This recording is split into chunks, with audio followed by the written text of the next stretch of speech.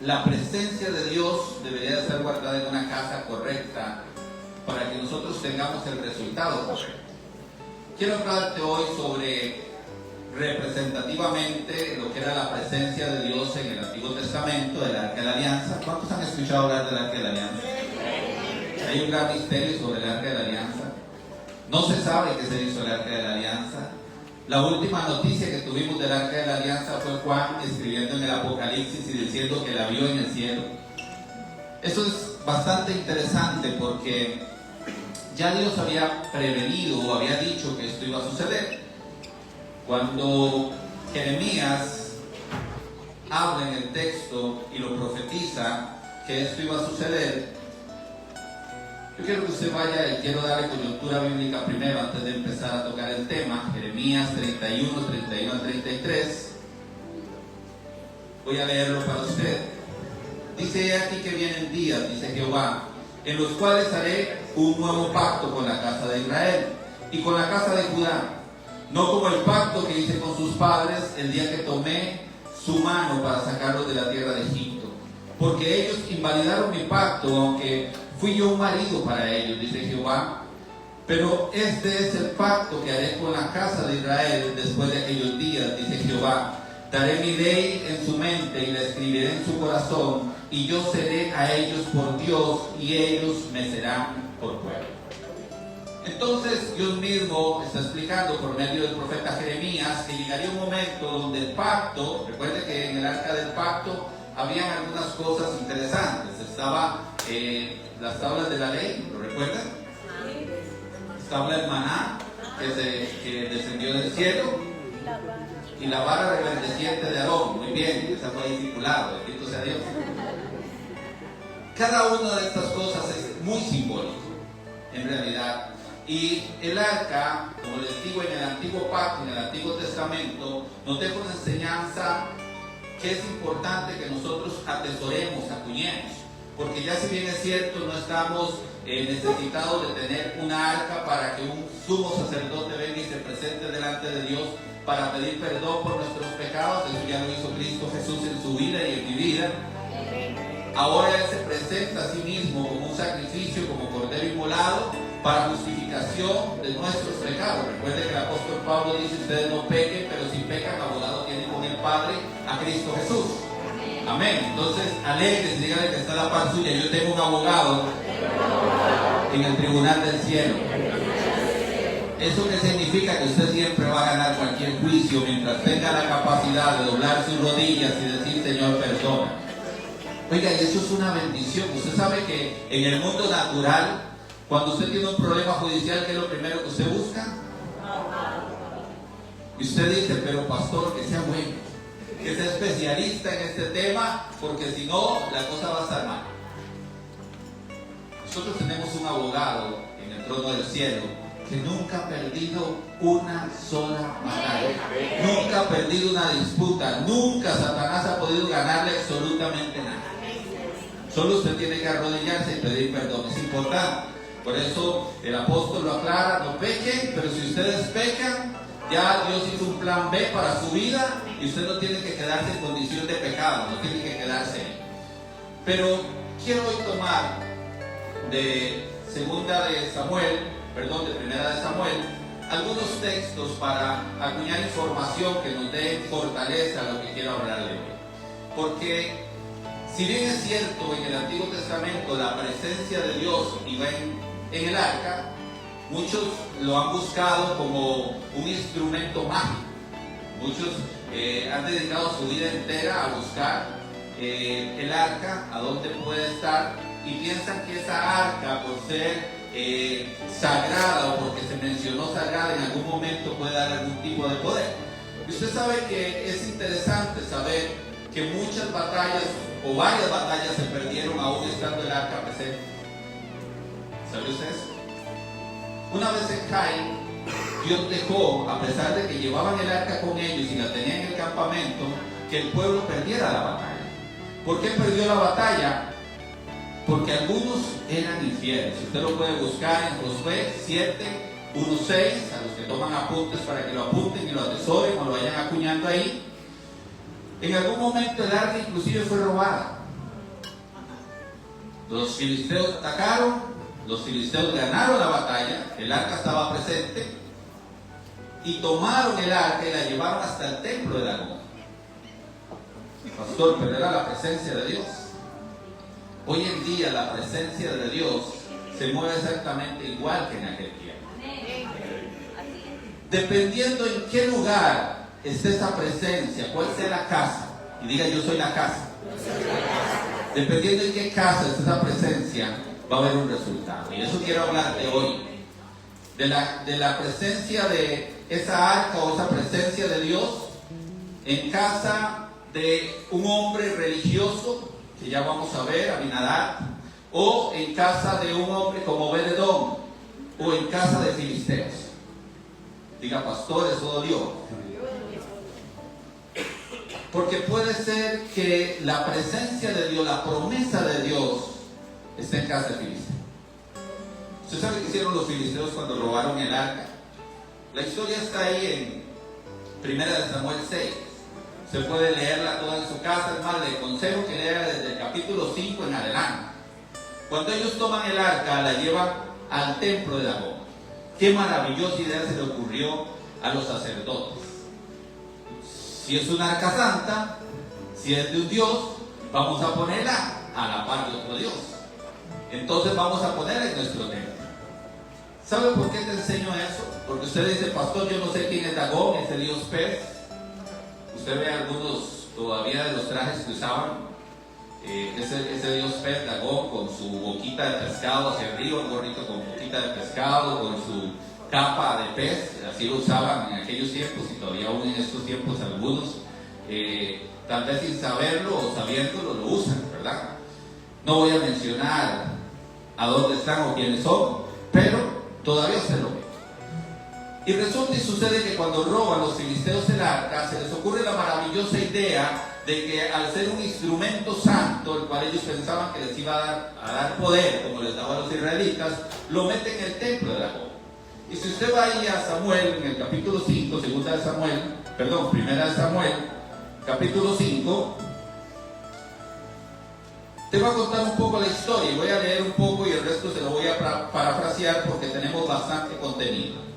Dice, después de que los filisteos capturaron el arca de Dios, la llevaron desde Ebenezer al Dot y tomaron el arca y la metieron en el templo de su dios Dagón y la pusieron junto a ese ídolo.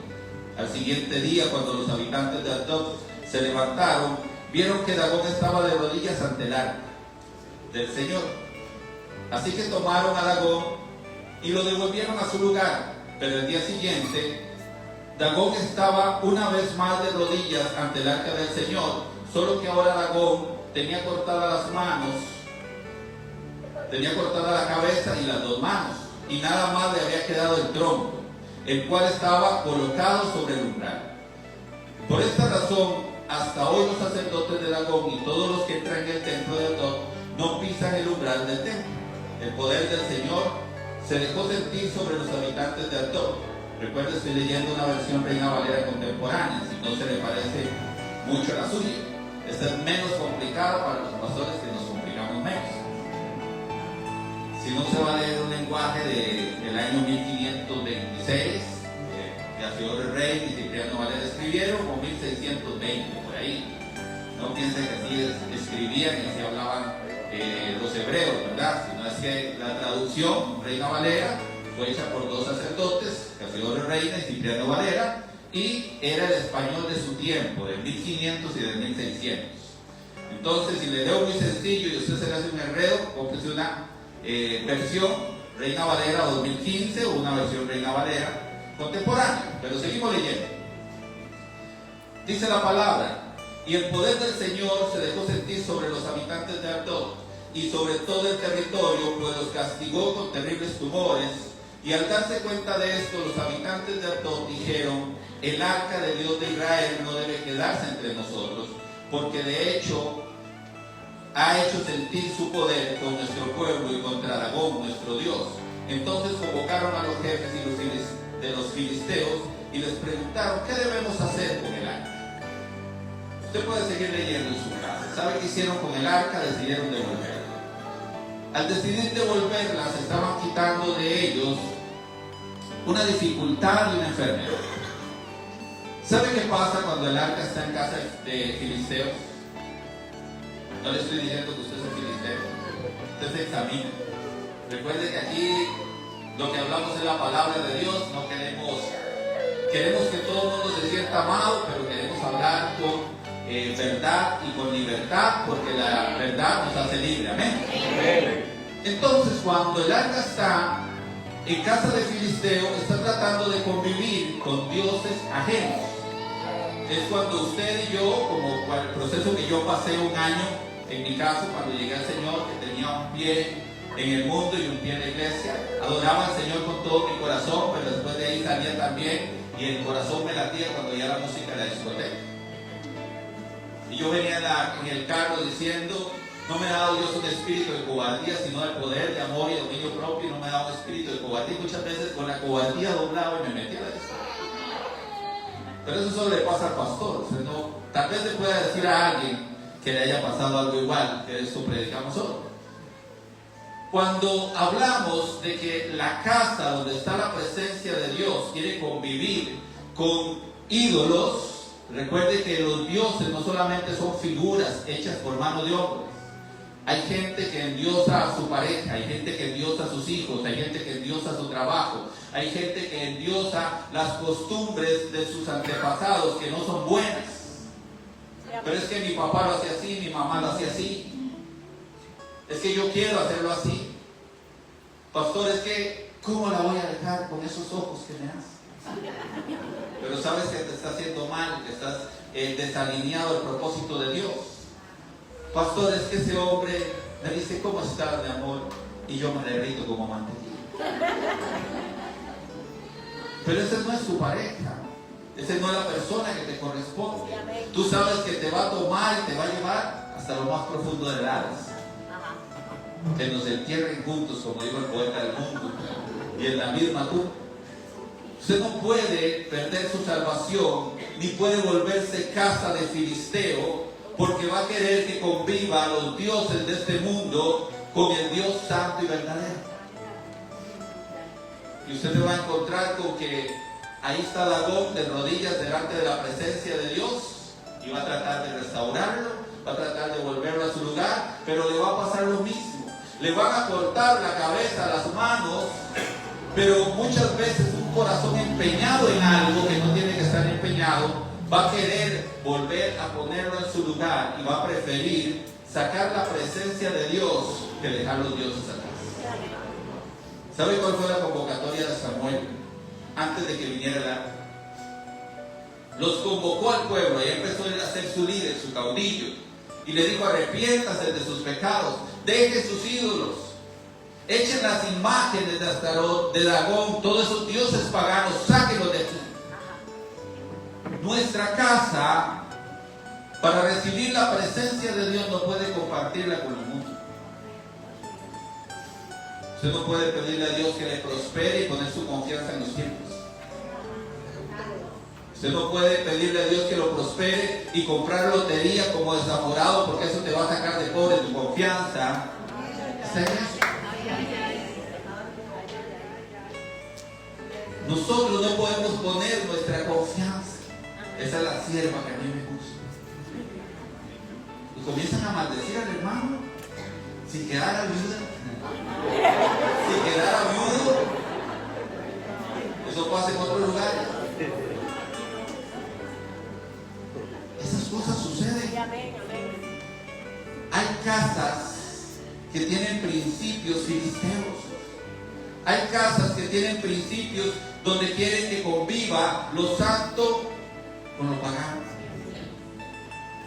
Más de un hermano y una hermana anda su billetito de dólar para que nunca le falte la plata. Sus hojitas, sus florecitas de Santa Lucía ya aplastadas en la billetera para que nunca le falte la plata. Pastor, pero como yo soy tan espiritual, voy a ponerlas pero en la Biblia. En el Salmo. Sí, nos confundimos. ¿Ven? ¿Entender mi grupo?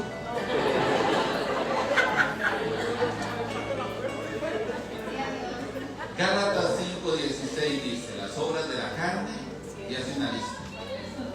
No importa que cuando usted llegue a Cristo tenga toda la lista entera. Lo importante es que usted esa lista la vaya quitando de su vida y vaya poniendo los frutos del Espíritu Santo. Este es el termómetro que tenemos que tener. Yo te puedo hablar de un hombre de hace 20 y resto de años, y te puedo hablar del hombre que Dios ha ido formando. Y no digo que haya llegado a la estatura del varón perfecto, te digo, me estoy esforzando como tú. Pero tengo que tener claro que no puedo tratar de tener la presencia de Dios en casa de mí. Amén. Usted no puede decir, yo no busco a Dios porque estoy esperando el tiempo para mis hijos, para mi esposo, para mi esposa. Yo no busco a Dios porque estoy esperando y estoy esperando. Se va a quedar esperando. Pastor, yo sé que yo lo voy a lograr. Empiece a lograrlo. Porque los hombres de Dios, esos grandes héroes, no fueron hombres perfectos, pero fueron hombres perfeccionados. Vean al rey David, qué lindo. Dios dice que David fue un hombre conforme a mi corazón. Diga cómo se puede sentir usted que Dios diga eso de usted. Pero David preparó el adulterio y adulteró y dejó embarazada a esa mujer. Y cuando esa mujer Betsabé estaba embarazada, entonces preparó un homicidio intelectual y dijo, ponga a Urías en el frente de batalla, y lo mandó en una carta sellada para que no se diera cuenta, porque eran los primeros que morían. Al morir al hombre, él se convierte en un asesino también. Pero David, cuando lo enfrenta el profeta Natán, que le cuenta toda una historia, le dice, había un hombre que tenía solo una corderita y había otro que tenía muchos, y empieza a llevar a David por una experiencia hasta que David se enciende en cólera y dice, traigan a este hombre, porque él quería juzgarlo. Y Natán le dice, ese hombre es nada más y nada menos que tú. ¿Saben qué hizo David? David no se excusó. David no dijo, quédese calladito que no se den cuenta. David dijo a Dios, no quites de mí tu Santo Espíritu. No quites de mí, no apartes de mí tu Santo Espíritu. Y por eso recibió perdón que no recibió Saúl. Porque Saúl trajo bueyes y ovejas para sacrificar. Qué buena idea la de Saúl. El pecado de Saúl era desobediencia. El pecado de David era abuso del poder. Ese fue el primer pecado de David. Y tenemos que tener cuidado como iglesia. Y te lo quiero señalar por eso. Porque el pecado de David, el secundario fue el adulterio, el homicidio. Pero el primer pecado, el que llevó a David a todo, fue el abuso de autoridad. Si usted lee el texto, dice, y mandó a David a buscar a la mujer, y mandó a David a poner al frente de batalla, y mandó a David, como él podía, él hizo un abuso de autoridad. Y muchos que son casa de filisteos abusan de su autoridad. Le revisan el teléfono a los hijos, pero que nadie te toque el teléfono. Pastor, no se meta con los celulares, por favor.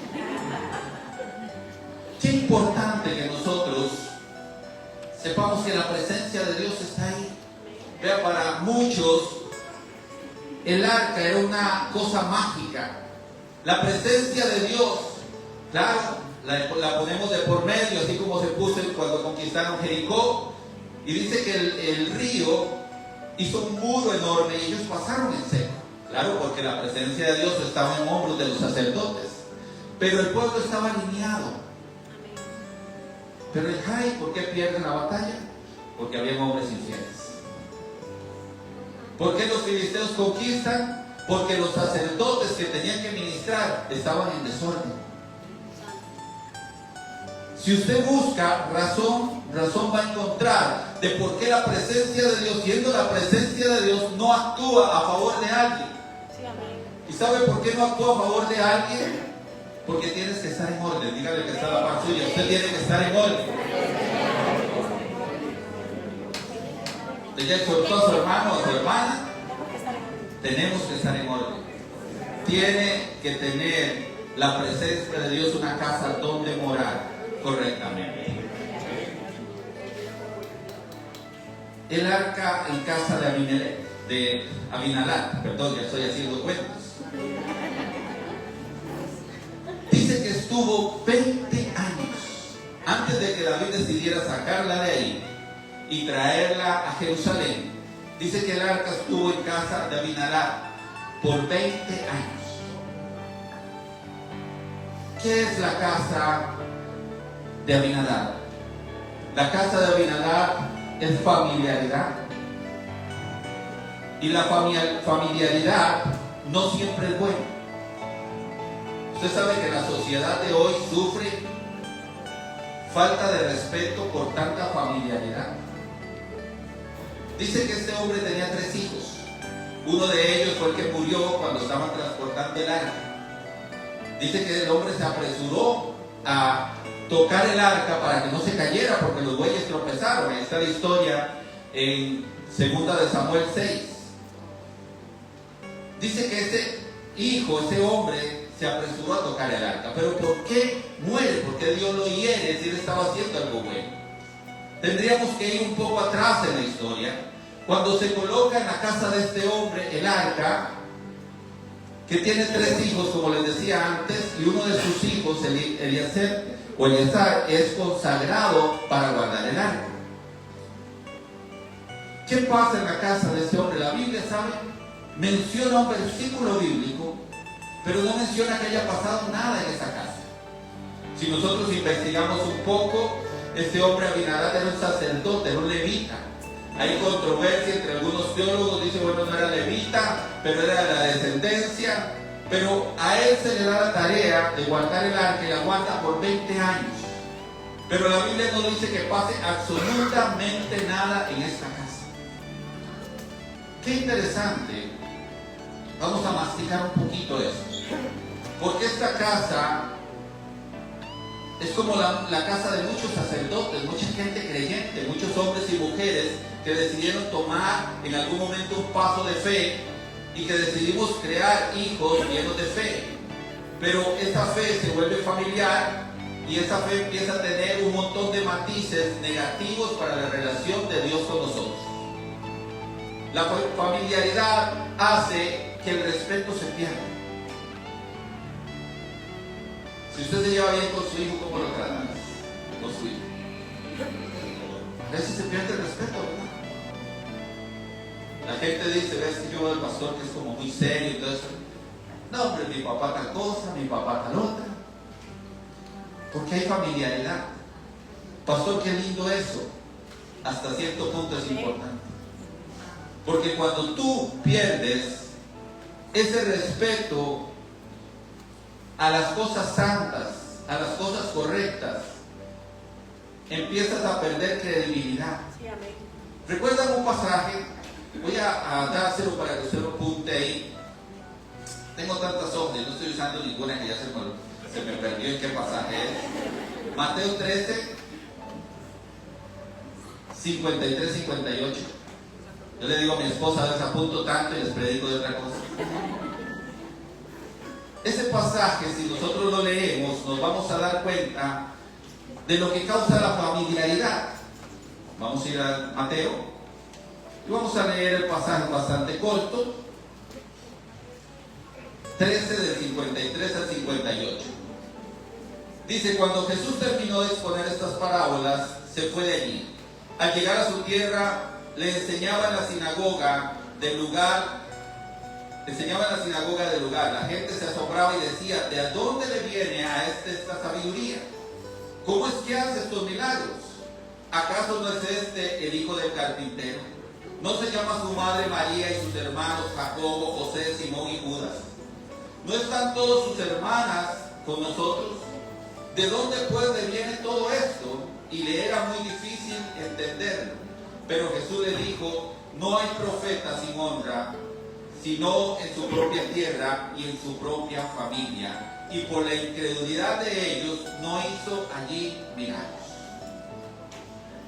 La familiaridad puede ser tan perjudicial en la vida de un hijo de Dios que nos vamos acostumbrando a una vida sobrenatural sin ver cosas sobrenaturales.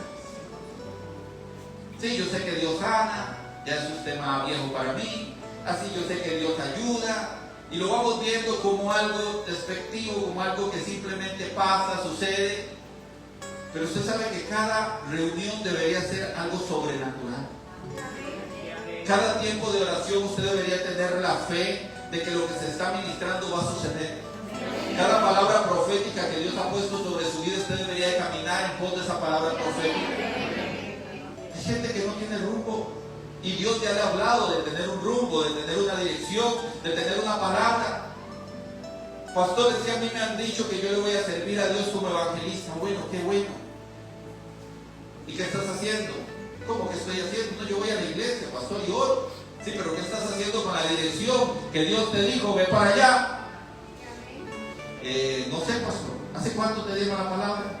Pastor, no sé, varias veces, tal vez la primera vez hace 20 años. Hace 20 años Dios te dijo que empezaras un camino y tú todavía estás aquí viendo a ver cómo sales, cuándo sales, ni siquiera planificando el viaje. ¿Esa lo mismo? ¿Sabe? En la casa de este hombre no pasaba nada. Uno lee algunas partes de la historia y los que somos padres nos duele cuando vemos que un padre pierde un hijo y dice, y ahí mismo Dios mató a ese hombre.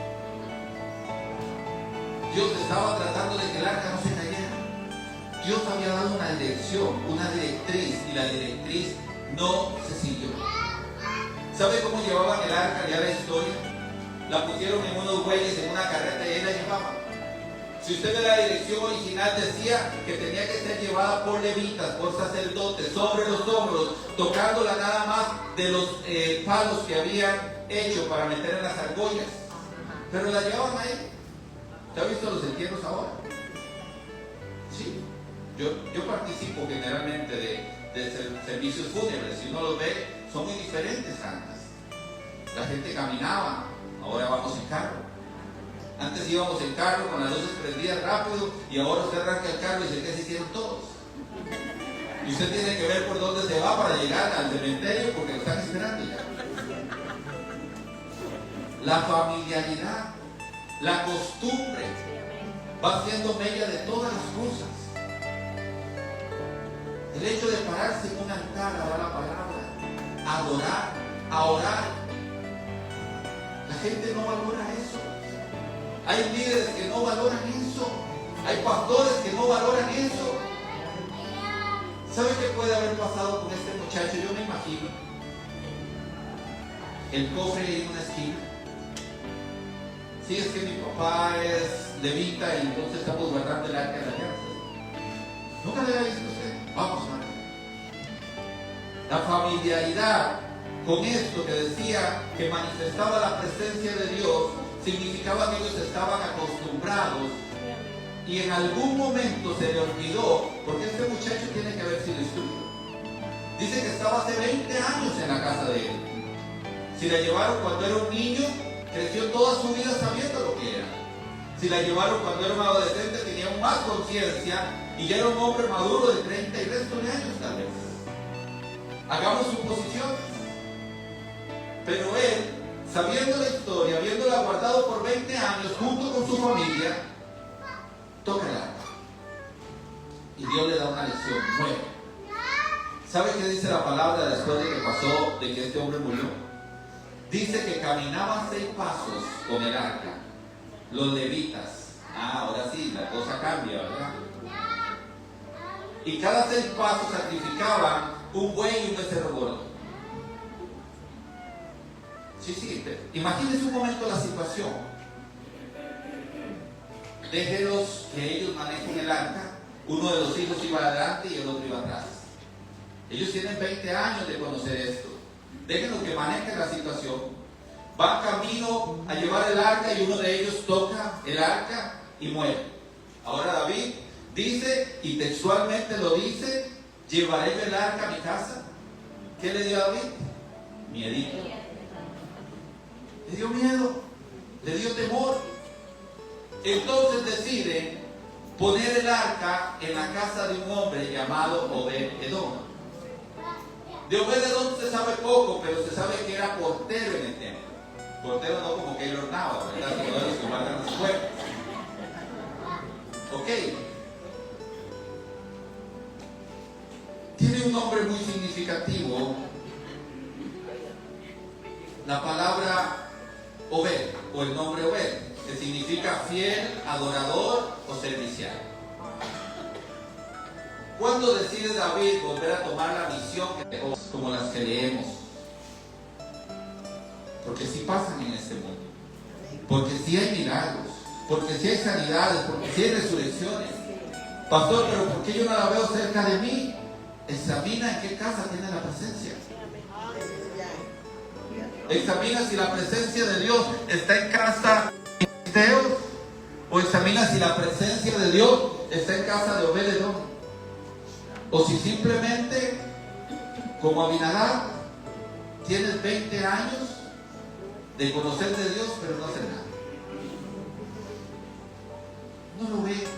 Aquí está el director de alabanza. Levante sus manos. Saben, en el mundo espiritual todo cuenta. Lo que usted hace y lo que no hace también. Levante sus manos. Después de mucho insistir, levanta medio dedo. Tenemos que venir a la casa de Dios a adorar.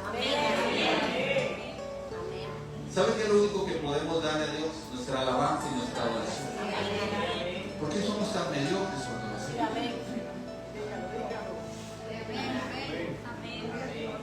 Nos volvemos mediocres. Lo medio hago, lo medio siento. Pastores, que fui al culto y no sentí nada. Barra esa casa, quítele las telarañas que tiene por dentro, límpiela bien, métase en el secreto de Dios, saque a Aragón, saque a saque a todo ese reguero de bichos que tiene ahí, y entonces empiece a tener una casa limpia, llena de entusiasmo. ¿Está muy duro? No, si apenas estoy empezando. ¿Sabe? Yo le puedo decir que usted es un más que bendecido. Le puedo decir que la bendición de Dios va para ustedes y usted puede cantar por esa bendición.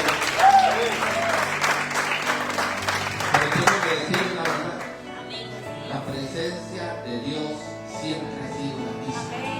Él siempre ha querido hacer milagros. Él siempre ha querido sacarte de esos lugares de cautiverio. Pero tú tienes que limpiar tu casa. Amén. La familiaridad va causando varias cosas, dentro de ella incredulidad. Jesús dijo él mismo: no ser reconocido, no porque no seas que tú eres, sino porque la familiaridad. Pastor, es que mis hijas, mis hijos no creen en mi ministerio o en el ministerio que Dios me ha puesto a administrar. ¿Por qué te asombra? ¿No creyeron en Jesús? La gente que se levanta, la gente que sale hablando de una iglesia, que esta iglesia aquí, que esta iglesia allá. Yo sé que no hay iglesias perfectas. Hay iglesias que no tienen el mismo molde que tú. Tú tienes que buscar un lugar donde tenga el mismo molde que tú, que tenga la misma pasión que tú, que tenga el mismo deseo de aprender que tú, de evangelizar que tú, que tenga, porque no hay iglesias que tengan todo. Pero lo importante en cualquier iglesia es que esté el Espíritu Santo de Dios. Cuando hablamos de esta familiaridad o costumbre que hay en casa de Abinadab, hablamos de que las cosas imposibles y milagrosas que hace Dios no las vamos a ver porque hay incredulidad.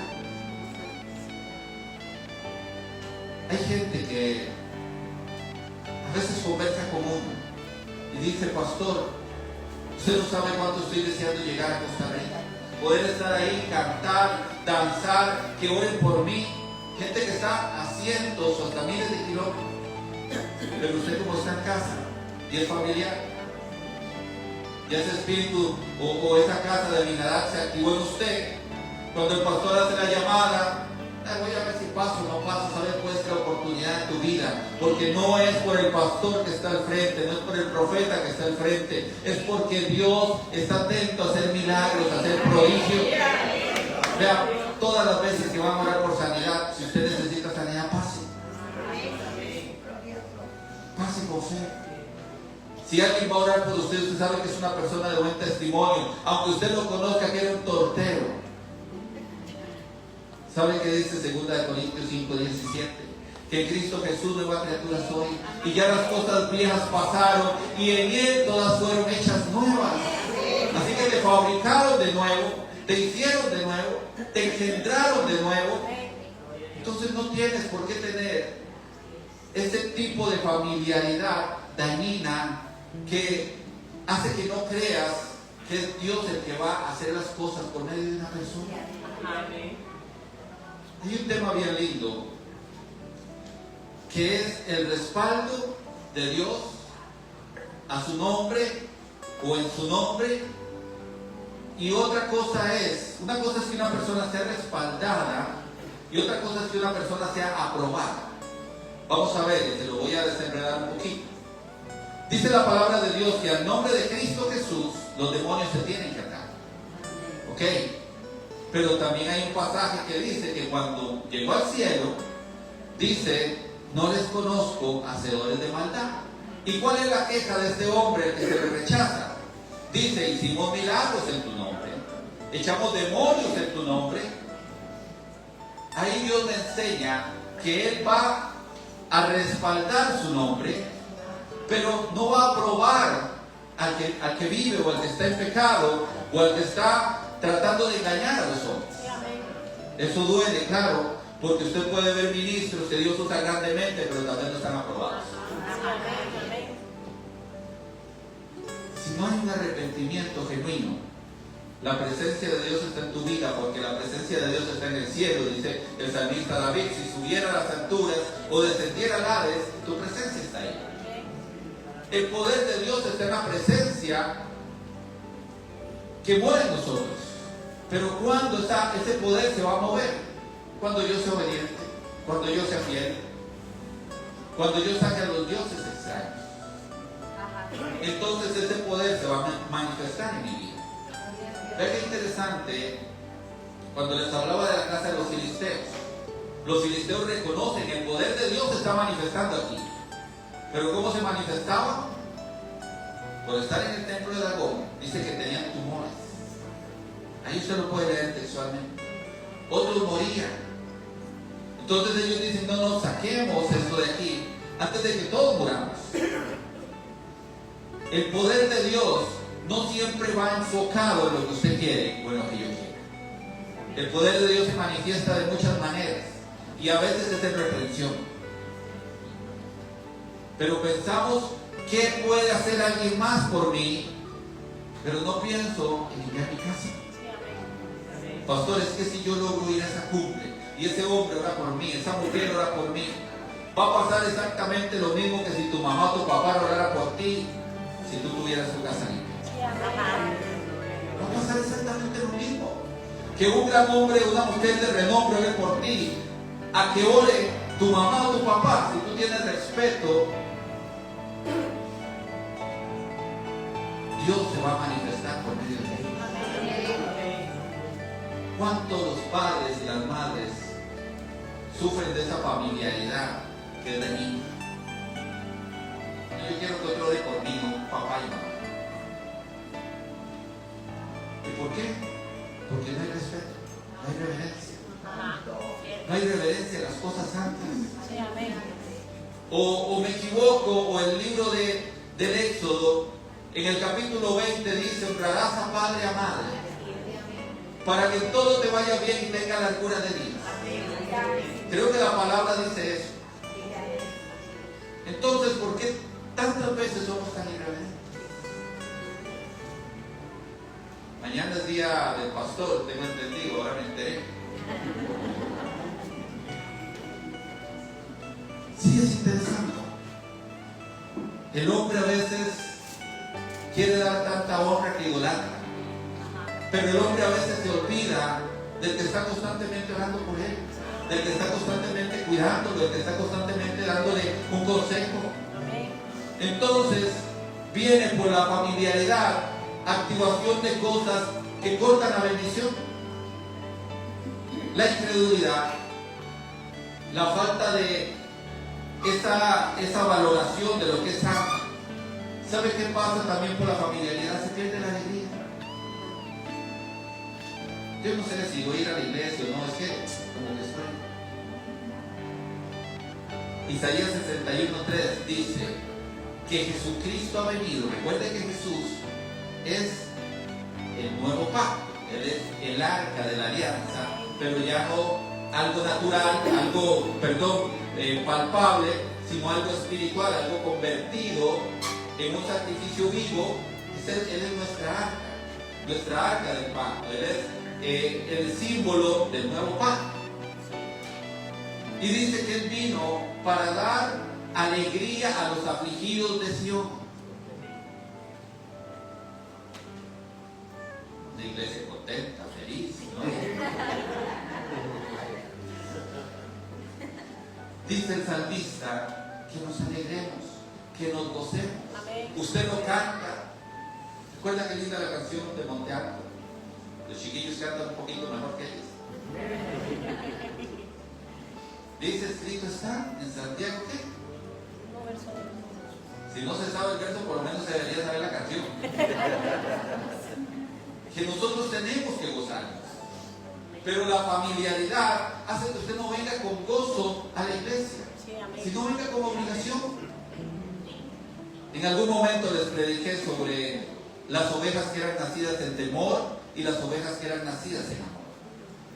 Una oveja que fue nacida en temor, que fue parida en temor, viene a la iglesia por obligación, porque yo no me quiero ir al infierno, quería ir al cielo. Siempre pienso que Dios me quiere castigar. Una oveja que fue parida en temor, dice que tiene que hacer algo, porque si no el árbol ya está puesto a la raíz del que no da fruto. En cambio, una oveja parida en amor es esa oveja que viene gozosa, brincando, saltando de alegría, porque le va a servir a Dios. Porque Él me amó tanto que como yo no le voy a amar. Porque Él me habló con esas palabras de dulzura, como yo no voy a hacer conmigo por otro que la necesita.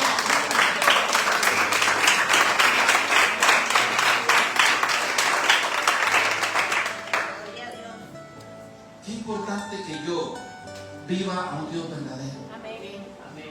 Algo que siempre le he pedido al Señor: Dios, yo no quiero escuchar y menos hablar de un Dios de historietas. Un Dios que está escrito como algo que pasó. Yo quiero ver un Dios que haga cosas conmigo, que haga cosas en mí, que haga cosas en mi familia. Yo quiero ver ese Dios que haga milagros de sanidad. Recibí un milagro de sanidad cuando mi hijo tenía 3, 4 años, que oró por mí.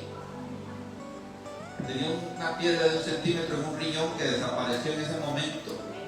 Estaba muriéndome, revolcándome. Ahí está mi esposa en la sala de la casa y quería ir a servir. Era diácono en aquel momento. Y mi hijo, que apenas podía hablar, llegó, hizo una oración de 4 palabras. Y dentro de esas 4 palabras decía: sánalo y que me compre confites. Que me compre helados. Y Dios me sanó por medio de mí. Ese es el Dios que yo quiero. Dios me encontró endeudado por mis problemas, por mis dificultades. Siendo un diácono o sirviendo en la iglesia, apenas empezando a tratar de entender esto, y Él me rescató financieramente. ¿Usted sabe lo que es hoy usted estar desesperado porque no tiene para pagar los intereses de sus créditos, de sus tarjetas? Y que Dios en un día te deje en cero la cuenta. Yo se lo puedo decir con autoridad porque yo lo he vivido. A mí llegaron a mi casa a buscarme, mi esposa lo sabe. Nosotros decidimos en algún momento, reconocimos, hemos tenido errores. Todas las cosas malas que hacía las trataba de cubrir con la economía, dándole cosas a mi esposa, pero eso iba implicando que me iba hundiendo más y más en esto, en las deudas. Y cuando Dios vio que de verdad estábamos perseverando, que de verdad ya estábamos firmes en hacer las cosas bien, el día que menos esperaba mandó a alguien y me dejó en cero esas cuentas. Entonces yo le hablo de un Dios, ¿verdad? Le hablo de un Dios que si usted limpia su casa, de que si usted es un entusiasta como vendedor, un adorador, un hombre fiel, un hombre servidor, Dios va a hacer lo que Él mejor sabe hacer, que es bendecir. ¿Sabe cuál es el mayor anhelo de un pastor? de que la iglesia sea bendecida, de que la iglesia prospere, de que la iglesia alcance. De que usted me ve a mí medio cara de enojado, pero yo me alegro hasta cuando consigo un par de una media que hace tiempo estaba perdida. Mi esposa lo sabe, el domingo pasado celebraba, encontré la que estaba perdida. Yo me imagino cuánto se alegrará Dios cuando nosotros, estando perdidos, somos hallados y empezamos a hacer las cosas correctas.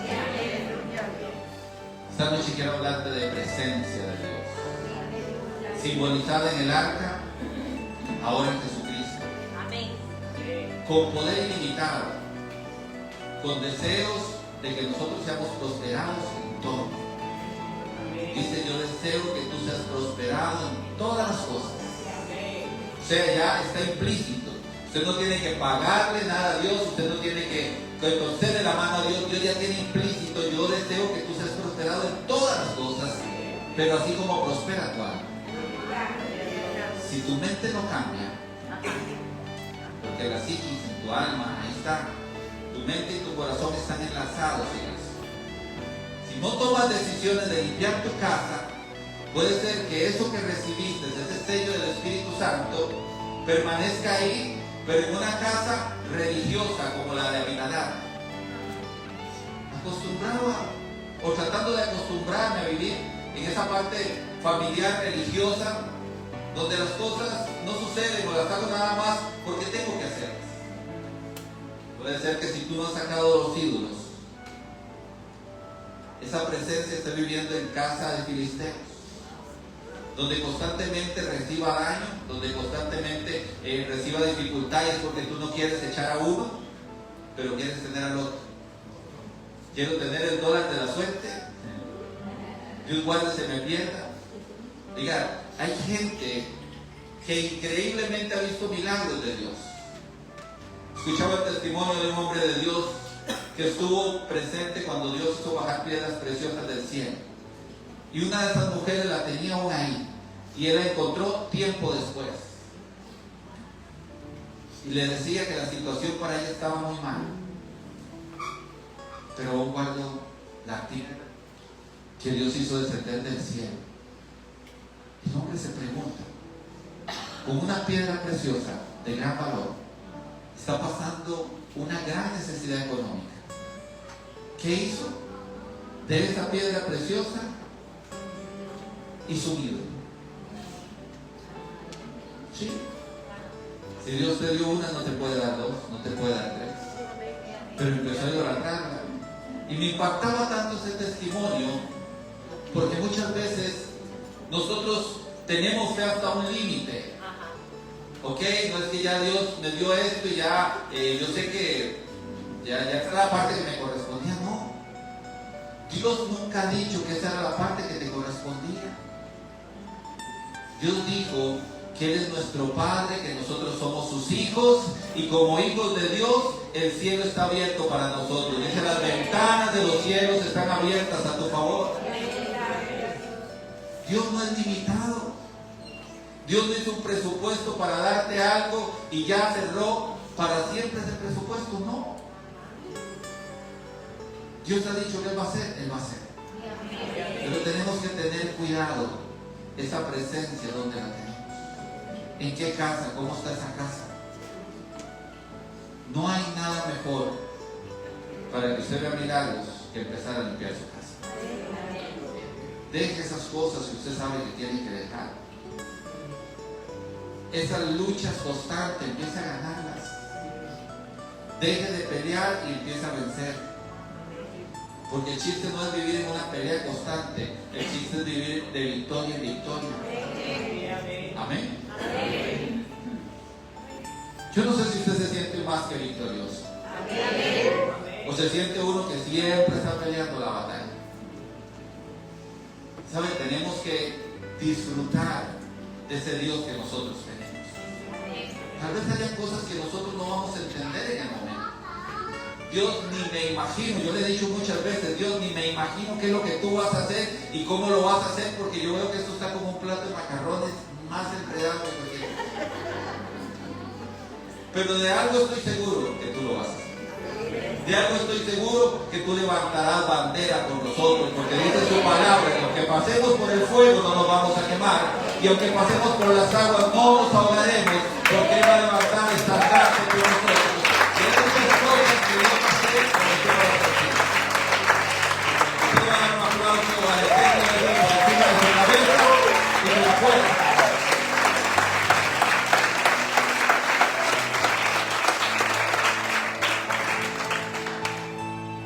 Esta noche yo quiero preguntar, ¿qué tipo de casa tienes preparada para la presencia de Dios? ¿Cómo está tu casa? A veces tenemos que limpiarnos, a veces tenemos que llorar entre la puerta y el altar, simplemente derramarnos. No importa el título, no importa cómo te vea la gente. ¿Sabes? David no le importó cómo lo veía la gente. David dijo, lo que me importa es que no quites de mí tu Santo Espíritu, que tu presencia no te vaya de mí en ningún momento. Saúl dijo, hónrame delante de los hombres. Y por eso Dios le desechó. ¿Sabe? Es mejor llorar en la presencia de Dios que tener una sonrisa fingida delante de los hombres. Es mejor llorar delante de la presencia de Dios con un corazón constricto y humillado, porque dice su palabra que Él no lo desprecia. Porque cuando la casa está preparada, el portero vio que la presencia de Dios estaba entrando a su casa y decidió adorar y servir. Yo me imagino la alegría que este hombre pudo haber aceptado que el arca viniera a su casa. Me imagino que este hombre no hizo lo que hizo tal vez mucha gente o hace mucha gente, la pone en un rincón. Pastores, que uno tiene que ser equilibrado, la familia, esto y el otro, y aquí en un rinconcito, dejó Salvador. Ese hombre puso de primero la presencia de Dios en su casa. Cuando esas cosas suceden, la vida se transforma. Cuando estas cosas suceden, la alegría que hace mucho tiempo no estaba en ti, empieza a estar en ti. ¿Usted ha visto esa gente que tiene los ojitos que parece un pescado de 3 días? Sí, se ve oscuridad ya en sus ojos. Pero hay gente que tiene unos ojos que chispean, que se alegran. Usted los ve que danzan. Yo no soy tan solo, ni le estoy pidiendo a Dios que me ayude en algún momento por lo menos a despegar los pies del suelo. Pero le digo algo, hay alegría en mi corazón cuando alabo al Señor. Tiene que haber alegría en tu corazón cuando tú alabas al Señor. Y no solo en la iglesia, sino en tu casa o en cualquier lado, en tu carro. Porque hay que estar en comunión con Él. Celebrar que somos hijos de un gran rey. Alegrarnos, saber que tenemos. Que cuando el problema o la dificultad venga a nosotros, nosotros nos paremos con autoridad y le digamos, tú no vas a poder conmigo, tú no me vas a derribar, porque yo sé quién soy, yo soy hijo de un gran rey. Y aunque yo no tenga lo que este dice que tengo que tener para resolverlo, yo tengo un Dios en los cielos. Él ha prometido que no me va a dejar y que no me va a desamparar, que va a estar conmigo hasta el último de los días en esta tierra. Y después de que me vaya de aquí, Él me va a llevar con Él. Amén. Seremos levantados de las nubes de los cielos. Esa es la promesa.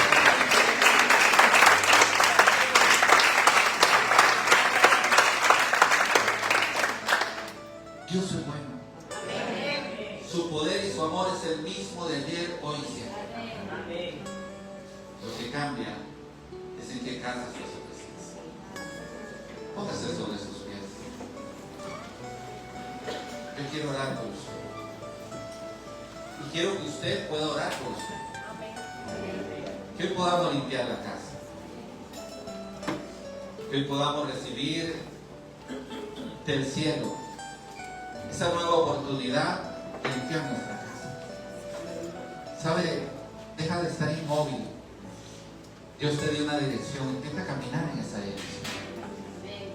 Empieza a prepararte. Empieza a equiparte para ir a ese buen puerto. Cierra tus ojitos un momento. Vamos a dejar la transmisión.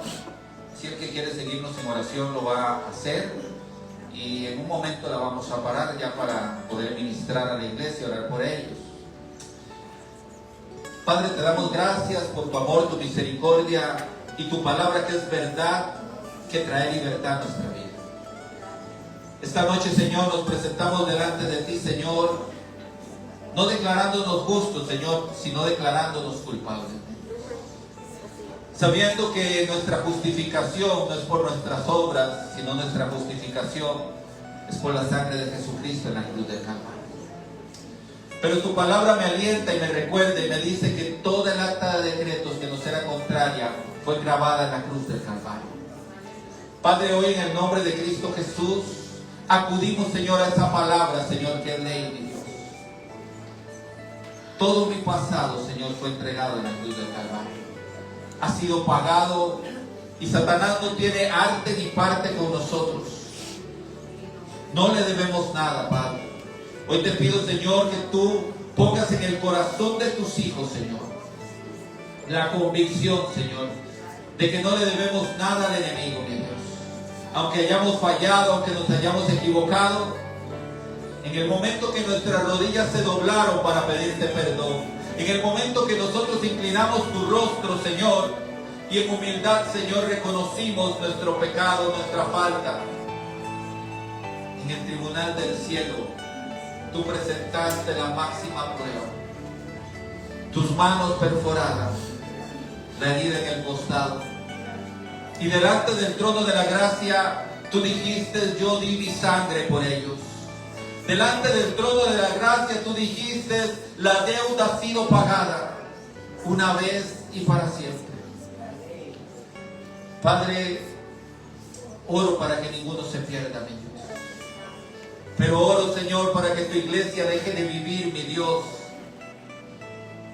una vida religiosa sin ver los prodigios, las promesas cumplidas en su vida. Oro, Señor, para que más y más, Señor, se animen a acercarse a ti y a mencionar tu nombre, pidiendo un milagro, sabiendo que va a suceder. Oro, Padre Santo, Señor, para que tu iglesia sea que fue lavada con la sangre del Cordero, Señor. Entienda el propósito que tú tienes, Señor. Los que tú has llamado, Padre Santo, del este, del oeste, del norte y del sur, vengan, Señor. No solo a ser oidores, Señor, sino a ser hacedores, Padre Santo, porque la mies es mucha, Señor, y los obreros son pocos. Padre, limpia, Señor, los corazones y las mentes. Hazlos prosperar, Señor, en su alma, mi Dios, para que veamos prosperidad en todas las cosas, Señor. Yo oro por una iglesia que se limpie y sea casa de adoración, sea casa de servicio, Padre Santo. Oro por una iglesia que ame tu presencia, Señor, que sepa que cada momento contigo, Señor, es especial y maravilloso, que no es algo común. Padre, oro, Señor, por una iglesia, Señor, redimida, y hoy te pedimos perdón. Como iglesia, si usted quiere acompañarnos, vamos a pedir perdón.